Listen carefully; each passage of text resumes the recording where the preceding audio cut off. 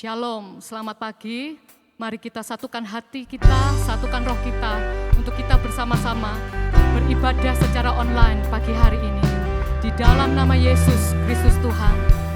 Haleluya.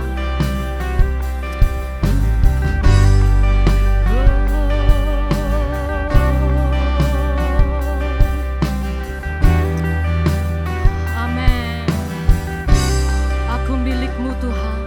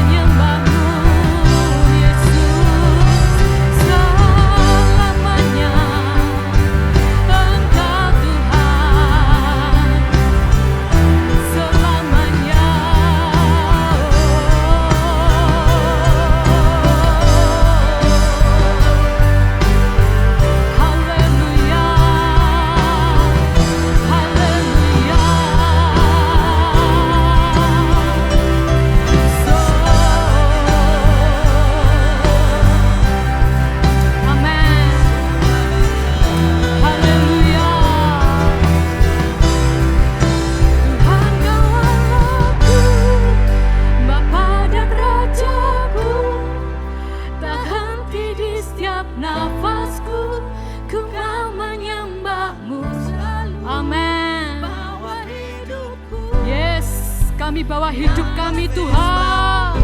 Haleluya. Amin.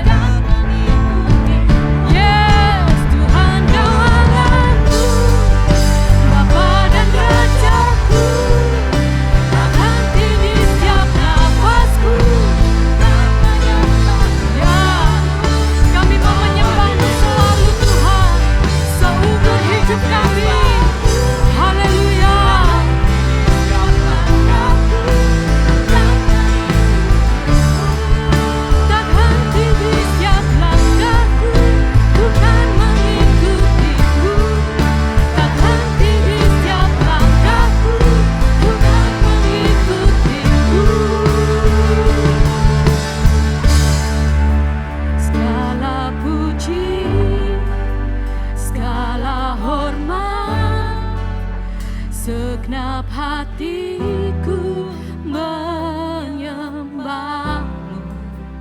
Terimalah segenap hidupku sebagai persembahan yang hidup. Segala puji, segala hormat, segenap hatiku menyembahmu. Terimalah segenap hidupku sebagai persembahan. Segala puji, haleluya, amin. Segala pujian dan hormat hanya bagi satu nama, Yesus Kristus Tuhan. Haleluya, amin. Terimalah segenap hidupku Tuhan, di dalam nama Yesus Tuhan. Yes, amin. Bukan kehendakku, namun kehendakmu. Hidupku bagiku, indah kau mulia, ku ingin hidupku menyenangkanmu.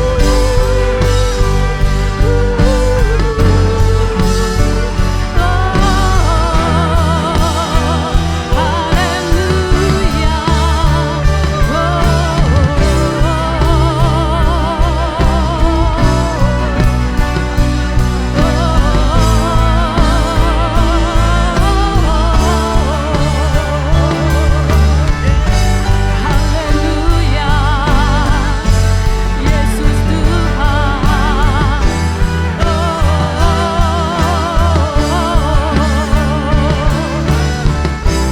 Amin. Kira pakara lama ya Syekh. Haleluya. Segala puji, segala hormat, segenap hatiku menyembahmu. Terimalah segenap hidupku sebagai persembahan yang hidup. Segala puji, amin. Haleluya. Yes. Terimalah segenap hidup kami Tuhan. Biar kehendak Tuhan yang terjadi di dalam hidup kami, di dalam nama Yesus Kristus Tuhan. Segala puji,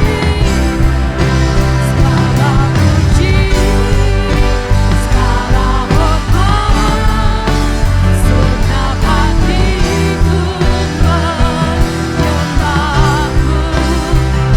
Terimalah segenap hidupku sebagai persembahan yang hidup. Segala puji, segala hormat. Mari jemaat Tuhan, nyatakan rasa hormatmu kepada Tuhan. Sembah Dia. Amin. Segenap hidupku sebagai persembahan Yang hidup. Haleluya. Kami percaya Tuhan, tidak ada Allah yang seperti Engkau. Biar kehendak-Mu yang jadi di dalam kehidupan kami. Biar rancangan-Mu yang jadi di dalam kehidupan kami. Di dalam nama Yesus Kristus Tuhan. Ini kami di hadapan-Mu. Kami persembahkan hidup kami hanya untuk kemuliaan nama Tuhan. Sebab hanya itulah tujuan hidup kami. Yaitu memuliakan nama Tuhan. Di dalam nama Yesus Kristus Tuhan. Yang percaya katakan sama-sama. Amin. Shalom Hope People. Jumpa lagi dalam ibadah online kita. Saya berdoa biar Hope People dalam kondisi sehat-sehat saja dan jiwamu baik-baik saja. Baiklah, hari ini saya ingin menyampaikan sebuah khotbah dengan judul tema yang akan saya bagikan hari ini adalah menjadi gereja yang kuat.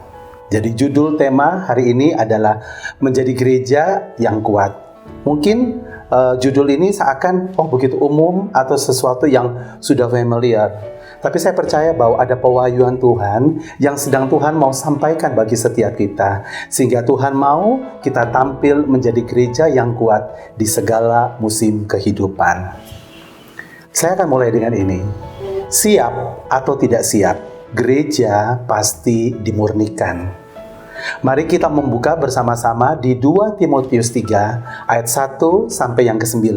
2 Timotius 3 ayat 1 sampai yang ke-9. Firman Tuhan, ketahuilah bahwa pada hari-hari terakhir akan datang masa yang sukar. Manusia akan mencintai dirinya sendiri dan menjadi hamba uang. Mereka akan membual dan menyombongkan diri. Mereka akan menjadi pemfitnah. Mereka akan berontak terhadap orang tua dan tidak tahu berterima kasih. Tidak memperdulikan agama, tidak tahu mengasihi, tidak mau berdamai, suka menjelekkan orang, tidak dapat mengekang diri. Garang, tidak suka yang baik, suka mengkhianat, tidak berpikir panjang, berlagak tahu, lebih menuruti hawa nafsu daripada menuruti Allah. Secara lahiriah mereka menjalankan ibadah mereka, tetapi pada hakikatnya mereka memungkiri kekuatannya. Jauhilah mereka itu, sebab di antara mereka terdapat orang-orang yang menyelundup ke rumah orang lain dan menjerat perempuan-perempuan lemah yang syarat dalam dosa dan dikuasai oleh berbagai-bagai nafsu, yang walaupun selalu ingin diajar, namun tidak pernah dapat mengenal kebenaran. Sama seperti Yanes dan Yambres menentang Musa, demikian juga mereka menentang kebenaran. Akal mereka bobrok dan iman mereka tidak tahan uji. Tetapi sudah pasti mereka tidak akan lebih maju, karena seperti dalam hal Yanes dan Yambres, kebodohan mereka pun akan nyata bagi semua orang. Oh people, kata masa sukar di sini bukan bicara tentang kesukaran seperti perang, aniaya, wabah, atau kekacauan dunia. Tapi masa sukar di sini digambarkan bagaimana kualitas moral manusia yang semakin menurun, bahkan semakin rusak. Masa sukar seperti ini adalah masa-masa di mana terang dan kebenaran selalu berusaha diredupkan. Semua nilai-nilai yang harus dijunjung dan dihargai kemudian dibanting ke bawah sehingga orang tidak mempunyai nilai lagi. Ini berarti nilai integritas, kejujuran, nilai kekudusan maupun nilai kekudusan pernikahan mendapat penentangan dan selalu berusaha dihancurkan. Suatu masa di mana semua kualitas ilahi berusaha untuk dihancurkan dan dibuang ke bawah. Oleh sebab itulah dibutuhkan gereja yang kuat. Gereja yang kuat bukan bicara tentang gedungnya. Gereja yang kuat bukan bicara tentang performnya. Kuat di sini berbicara tentang gereja yang berani melawan arus dari apapun yang dunia sodorkan. Gereja yang kuat adalah gereja yang mampu untuk membuat perbedaan. Saya akan membahas topik menjadi gereja yang kuat dalam 3 poin. Yang pertama, menjadi gereja yang kuat berarti menjadi gereja yang kudus. Mari kita buka dalam Roma 12 ayat pertama. Roma 12 ayat 1. Karena itu saudara-saudara, demi kemurahan Allah, aku menasihatkan kamu, supaya kamu mempersembahkan tubuhmu sebagai persembahan yang hidup, yang kudus, dan yang berkenan kepada Allah. Itu adalah ibadahmu yang sejati. Menjadi kudus selalu diawali dengan mempersembahkan tubuhnya terlebih dahulu. Apa yang sakral bagi wanita dan bukti cintanya kepada kekasihnya? yaitu tubuhnya. Saat seorang wanita menyerahkan tubuhnya, berarti wanita tersebut mempersembahkan seluruh hidupnya. Apa yang sakral bagi gereja yang adalah gambaran mempelai wanitanya? Adalah gambaran mempelai wanitanya Tuhan.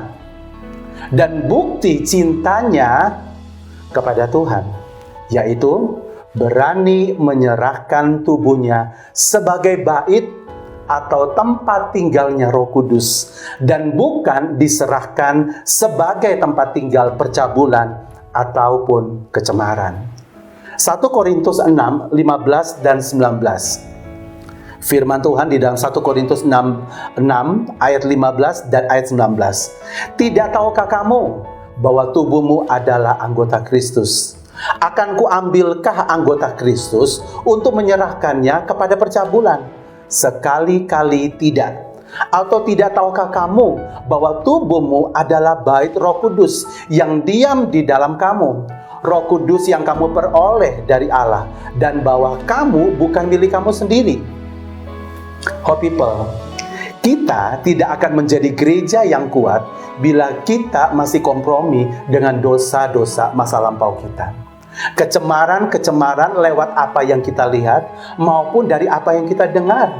Dosa-dosa favorit yang kita sembunyikan, ataupun kebohongan-kebohongan kecil yang berusaha kita tutupi. Bicara tentang menyembunyikan kebohongan yang kecil, apapun yang kita sembunyikan akan bawa kita pada jebakan dalam lingkaran setan, di mana kita akan berusaha untuk menutupi kebohongan tersebut dengan kebohongan lainnya. Dan itu akan terulang, terus-menerus terulang, sampai pada satu titik, semua kebohongan itu akan terbongkar dan menghancurkan hidup kita. Oh people, dosa yang kita pandang kecil dapat berakibat fatal. Sesuatu yang kecil dapat menghancurkan sesuatu yang besar. Oh people, jangan biarkan yang kecil menghancurkan rencana Tuhan yang besar atas hidupmu. Jangan yang kecil, dosa yang kecil menghancurkan rencana Tuhan yang besar atas hidupmu. Kemudian mari kita lihat di dalam Roma 6 ayat 13. Di situ dikatakan, dan janganlah kamu menyerahkan anggota-anggota tubuhmu kepada dosa untuk dipakai sebagai senjata kelaliman.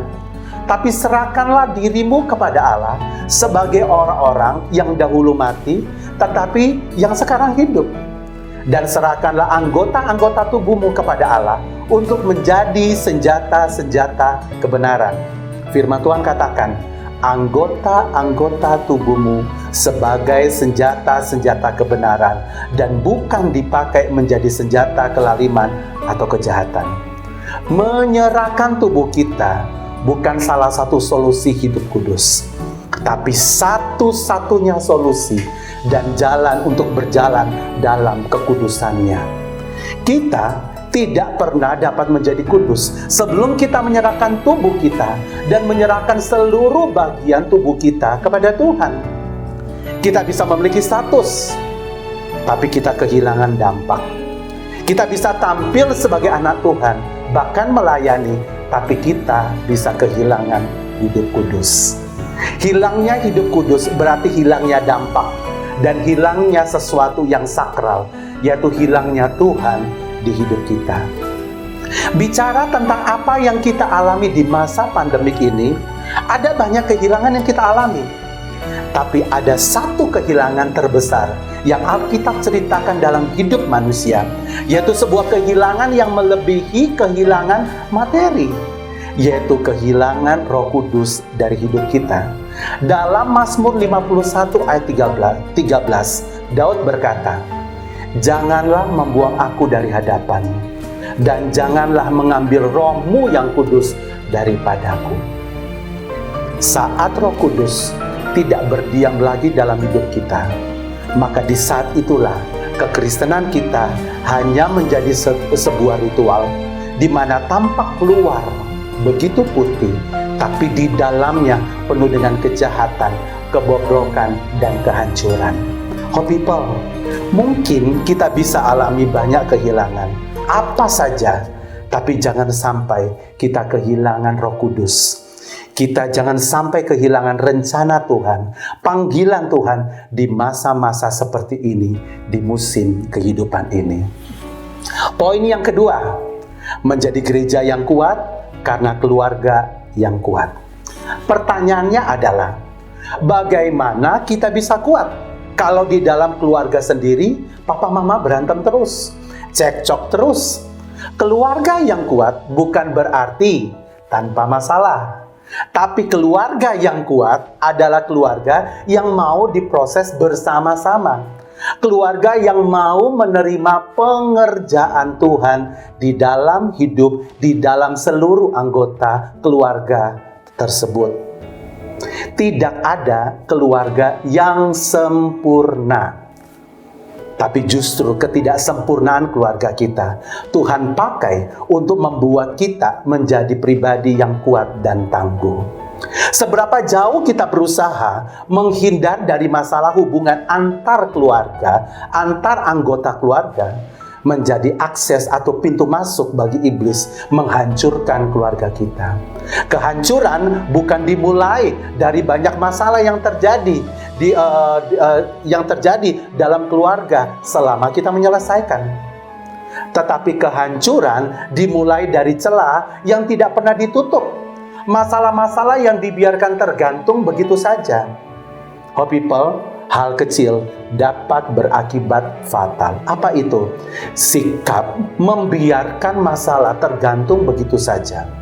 Ingat, semua pembiaran, yaitu masalah-masalah yang digantung begitu saja dalam hubungan, membuat kualitas lama-lama menjadi menurun.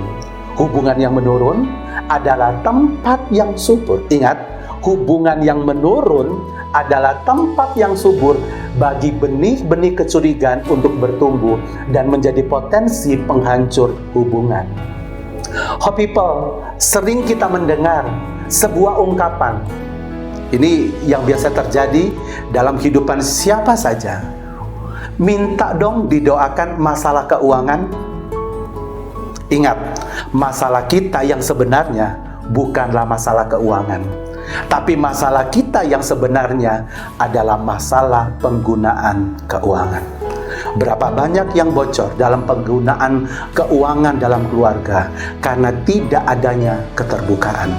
Terjerat dalam lingkaran membandingkan kehidupan keuangan dan kehidupan sosial kita dengan keluarga lain, dengan orang lain, sehingga kita jatuh dalam keputusan nekat, nafsu sesaat, tetapi berujung menjadikan posisi keluarga kita terinjak-injak.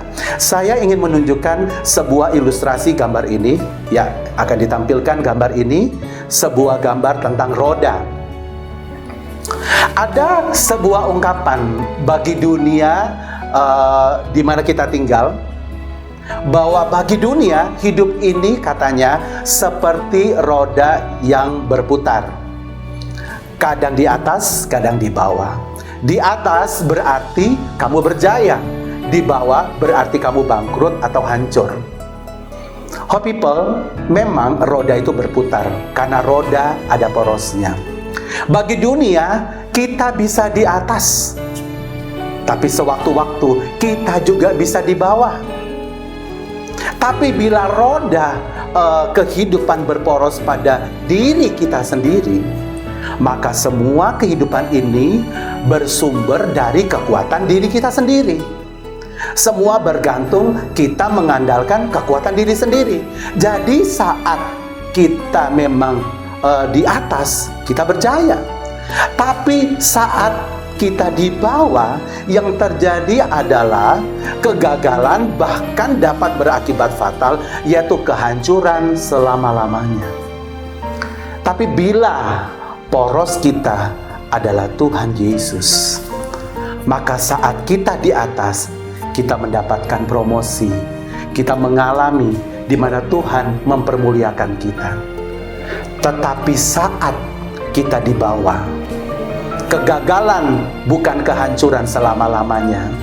Tapi saat kita dibawa, kegagalan akan dipakai Tuhan untuk menjadikan pembelajaran kehidupan bagi kita, supaya kita semakin rendah hati, menjadi bijaksana dan dewasa.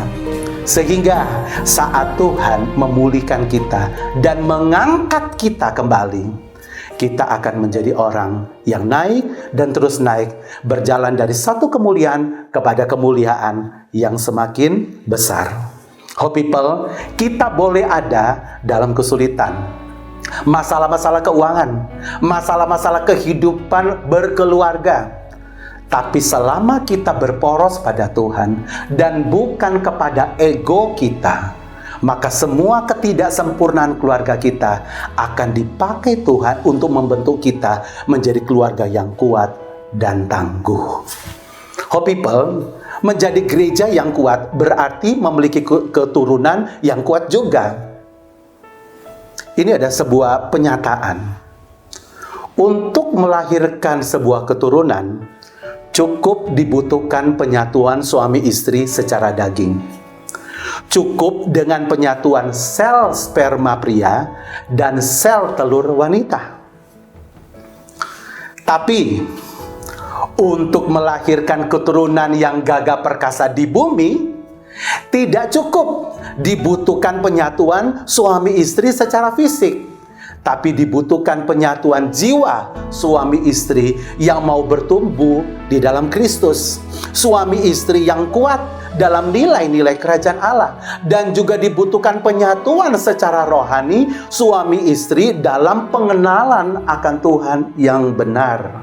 Betapa penting kita sebagai papa mama suami istri menjadi orang-orang yang bertumbuh di dalam nilai-nilai kerajaan Allah yang kuat. Betapa penting suami istri menjadi murid-murid Kristus di akhir zaman ini. Penyerahan hidup kita pada Tuhan bukan berhenti pada momen terima Yesus dan pelayanan.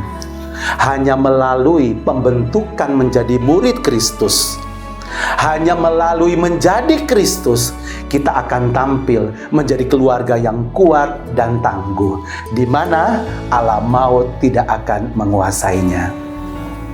Poin yang ketiga, gereja yang kuat adalah gereja yang cintanya ngepol pada Tuhan, dan bukan gereja yang ngalami jatuh bangun dalam dosa.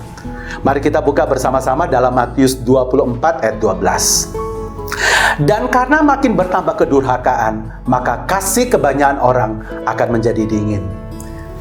Yesus telah menubuatkan jauh-jauh hari sebelumnya bahwa akan terjadi pada akhir zaman, bahwa dunia ini akan mengalami suatu keadaan, yaitu environment-nya, atmosfer, budaya di mana kita tinggal.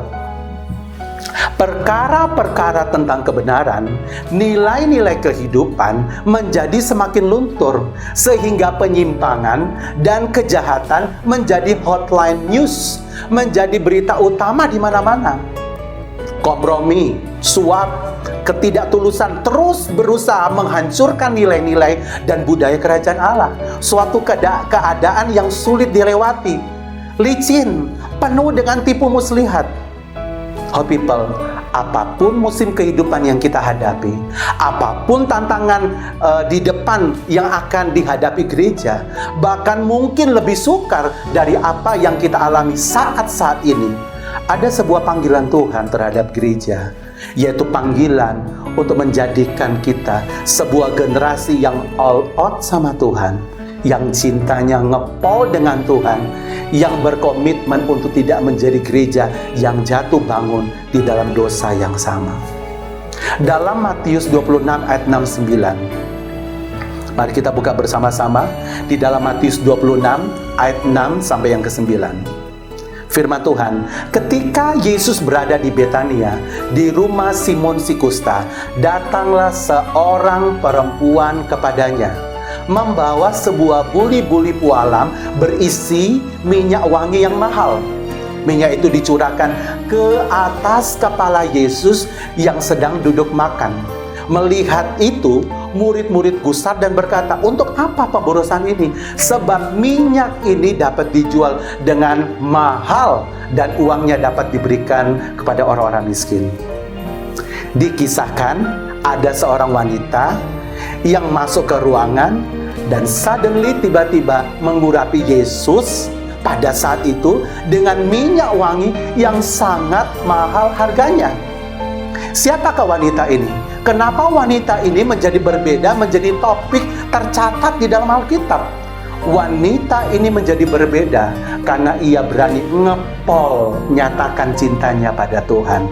Dengan suddenly, tiba-tiba saat itu menuangkan minyak wangi yang mahal harganya, di mana mahal karena ia mempertaruhkan semuanya, yaitu nilai disamakan dengan nilai upah untuk hidup setahun, dicurahkan pada Tuhan saat itu. Siapa wanita ini? Dialah yang menjadi penggambaran tentang gereja Tuhan. Gereja yang seperti inilah yang akan Tuhan bangkitkan di akhir zaman, yaitu gereja yang cintanya ngepol, gereja yang berketetapan tidak untuk menajiskan dirinya untuk jatuh bangun dalam dosa yang sama. Gereja yang seperti inilah yang akan menjadi penerobos tantangan zaman. Mereka bukan generasi suam-suam kuku. Mereka bukanlah generasi yang hidup di area abu-abu. Hanya orang-orang yang cintanya ngepol sama Tuhan dan tidak jatuh dalam dosa. Merekalah yang akan mewarisi janji-janji Tuhan. Dan mereka akan menjadi pembunuh-pembunuh Goliat di akhir zaman. Dan akan berjalan dari kemenangan pada kemenangan pada kemenangan. Mereka seperti wanita yang mengurapi Yesus, yang memenuhi ruangan di mana ia berada, di mana ia berada saat itu penuh dengan keharuman.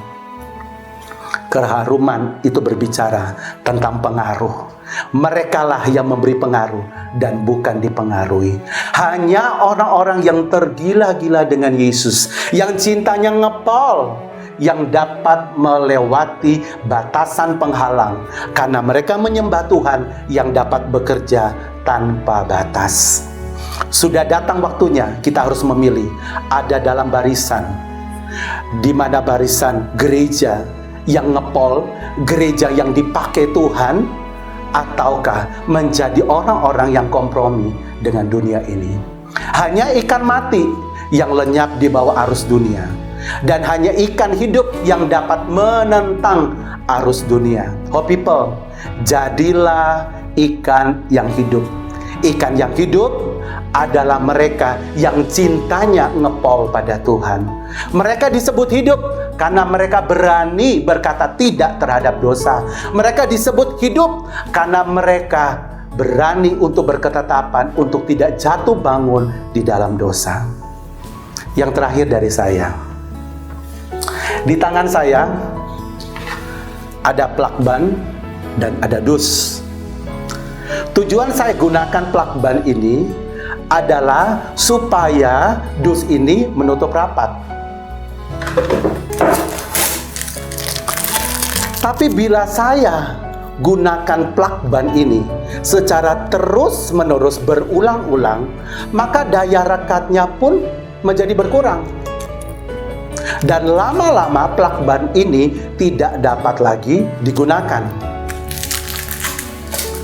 Oh people, ilustrasi plakban ini adalah gambaran hidup kita yang selalu mau menempel dengan Tuhan. Dan bila kita memilih hidup jatuh bangun dalam dosa terus-menerus, jatuh bangun dalam dosa terus-menerus, maka lama-kelamaan daya rekat kita pun akan hilang. Saat kita jatuh bangun dalam dosa yang berulang-ulang, dalam hal yang sama, maka lambat laun daya rekatmu, yaitu cintamu, rasamu kepada Tuhan, passionmu kepada Tuhan, respekmu terhadap perkara-perkara tentang Tuhan, rasa takutmu kepada Tuhan, kesadaranmu tentang Tuhan, kesadaranmu tentang yang ilahi akan hilang. Oh people, jangan hilang daya rekatmu. Kalau kita masih mau melihat karya keselamatan atas hidup kita, diperlukan sikap hati merendah dan bertobat yang sangat dalam pada hari ini. Jangan membiarkan hatimu menjadi tebal oleh karena dosa. Jangan hatimu menebal sehingga engkau kehilangan sense akan Tuhan. Saya percaya momen ini adalah momen untuk Tuhan menyelesaikan segala kehancuran yang di dalam kita, yang tidak terlihat tapi telah merusak begitu dalam. Izinkan Ia menjamamu sekali lagi. Hope people, hidup jatuh bangun dalam dosa itu capek. Mungkin engkau sudah lelah dengan akibat-akibat fatal yang kau alami dalam perjalanan hidupmu. Kamu malu, kamu berusaha menutupinya dengan menutupi rasa bersalah itu. Engkau terus berusaha menutupi rasa bersalah itu. Tapi rasa bersalah itu terus mengejarmu. Ini waktunya kita kembali kepada Tuhan. Kembali menjadi umatnya. Kembali menjadi anaknya yang kudus. Kembali daya rekat kita tidak hilang. Jangan menunda. Jadilah rendah hati. Sebab Tuhan itu baik banget buat kita. Dia nggak mau engkau hilang dari genggamannya. Sebab engkau so precious. Engkau berharga. Yang terakhir, dari yang paling terakhir dari saya, Ibrani 10 ayat 14. Ibrani 10 ayat 14 dalam terjemahan The Message. Firman Tuhan berkata, "It was a perfect sacrifice by a perfect person to perfect some very imperfect people." Sekali lagi, it was a perfect sacrifice by a perfect person to perfect some very imperfect people. Terjemahannya, ada pengorbanan sempurna oleh orang yang sempurna untuk menyempurnakan orang-orang yang tidak sempurna. Sekali lagi, ada pengorbanan sempurna oleh orang yang sempurna untuk menyempurnakan orang-orang yang tidak sempurna, orang-orang yang tidak sempurna. Co-people, apa yang tidak sempurna dari hidupmu? Apa bagian-bagian yang selama ini yang tidak sempurna, yang membuat hidupmu hancur dan fatal? Dia Tuhan, tangannya yang berlubang, sanggup mengubahkan ketidaksempurnaanmu. Mari datang pada Yesus, pada tangan Kristus yang berlubang. Biarkan Tuhan menghampirimu saat ini. Biarkan kekudusannya menghampirimu hari ini. Oh people, kuduslah engkau, sebab Tuhan kita adalah kudus. Mari transparan di hadapannya dan jujur dan berkata, "Ini aku. Jamah aku, sucikan aku, lawat aku, ampuni aku Tuhan." Sebab pengorbanan orang yang sempurna, yaitu Yesus Kristus, datang untuk menyempurnakan kita yang tidak sempurna. Dia mampu, Dia sanggup. Amin. Mari saya mau ajak buat setiap kita untuk ambil sikap berdoa. Saya ingin mendoakan bagi setiap jemaat Tuhan saat ini. Kalau engkau tahu bahwa Tuhan sedang mulai berbicara, engkau sedang hancur karena ketidaksempurnaanmu. Ada sebuah pengorbanan, ada satu sacrifice yang sempurna oleh orang yang sempurna untuk kita yang tidak sempurna, hadir saat ini untuk melawat kita. Kalau engkau orangnya, mari engkau angkat tangan saat ini, buka hatimu, dan biarlah terimalah saat ini zaman daripada Tuhan. Biarkanlah melalui doa ini Tuhan melawat engkau di rumah-rumah. Tuhan melawat engkau melalui tayangan ini. Tuhan Yesus, hamba berdoa saat ini. Biarlah mari kau nyatakan saat ini kasih-Mu. Engkau tidak mau setiap jemaat-jemaat-Mu hilang dari genggaman-Mu, keluar dari rencana-Mu, keluar dari kehendak-Mu. Biarlah pada pagi hari ini Engkau menguduskan kembali jemaat-Mu. Biarlah pada pagi hari ini kuasa Tuhan bekerja, kuasa Allah sungguh-sungguh melawat kembali, mentahirkan, mengangkat, memberikan air yang murni, yang suci untuk mentahirkan kembali, melepaskan Tuhan dari setiap mereka yang jatuh bangun di dalam dosa-dosa favorit mereka, di dalam dosa-dosa yang mereka sembunyikan selama ini. Bahkan pasangannya mereka pun tidak tahu, bahkan anaknya pun tidak tahu, bahkan orang-orang yang terdekat pun tidak tahu. Tapi kuasa Tuhan itu ada saat ini. Tuhan itu maha tahu. Tuhan itu punya mata di mana-mana yang bisa melihat, yang bisa meneropong setiap hati apa yang kita lakukan. Kuasa Tuhan bekerja saat ini. Jamah dalam nama Yesus. Semua kejatuhan, semua kehancuran, semua ketidaksempurnaan yang membuat hidup ini lelah dan capek, dijamah oleh Tuhan saat ini. Kuasa daripada Roh Kudus melawat saat ini. Kuasa daripada Roh Kudus menyucikan, mengubahkan di dalam nama Yesus. Kau menjadikan kami kembali umat pilihan-Mu, umat yang kudus, umat yang berharga, umat yang berkenan di hadapan-Mu, di dalam nama Yesus. Amin. Mari saya mau ajak buat setiap kita untuk ambil sikap berdoa. Saya ingin mendoakan bagi setiap jemaat Tuhan saat ini. Kalau engkau tahu bahwa Tuhan sedang mulai berbicara, engkau sedang hancur karena ketidaksempurnaanmu. Ada sebuah pengorbanan, ada satu sacrifice yang sempurna oleh orang yang sempurna untuk kita yang tidak sempurna, hadir saat ini untuk melawat kita. Kalau engkau orangnya, mari engkau angkat tangan saat ini, buka hatimu, dan biarlah terimalah saat ini zaman daripada Tuhan. Biarkanlah melalui doa ini Tuhan melawat engkau di rumah-rumah. Tuhan melawat engkau melalui tayangan ini. Tuhan Yesus, hamba berdoa saat ini.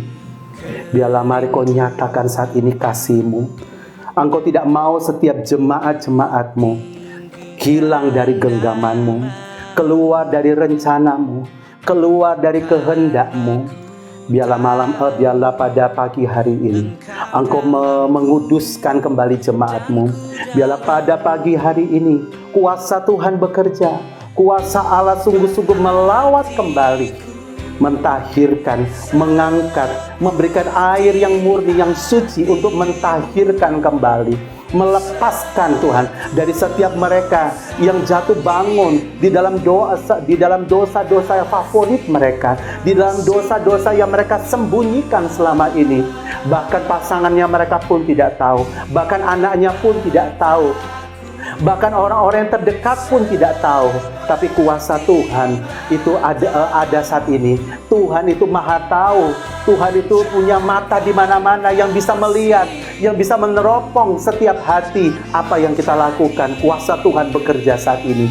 Jamah dalam nama Yesus. Semua kejatuhan, semua kehancuran, semua ketidaksempurnaan yang membuat hidup ini lelah dan capek, dijamah oleh Tuhan saat ini. Kuasa daripada Roh Kudus melawat saat ini. Kuasa daripada Roh Kudus menyucikan, mengubahkan di dalam nama Yesus. Kau menjadikan kami kembali umat pilihan-Mu, umat yang kudus, umat yang berharga, umat yang berkenan di hadapan-Mu, di dalam nama Yesus. Amin. Percaya Engkau milik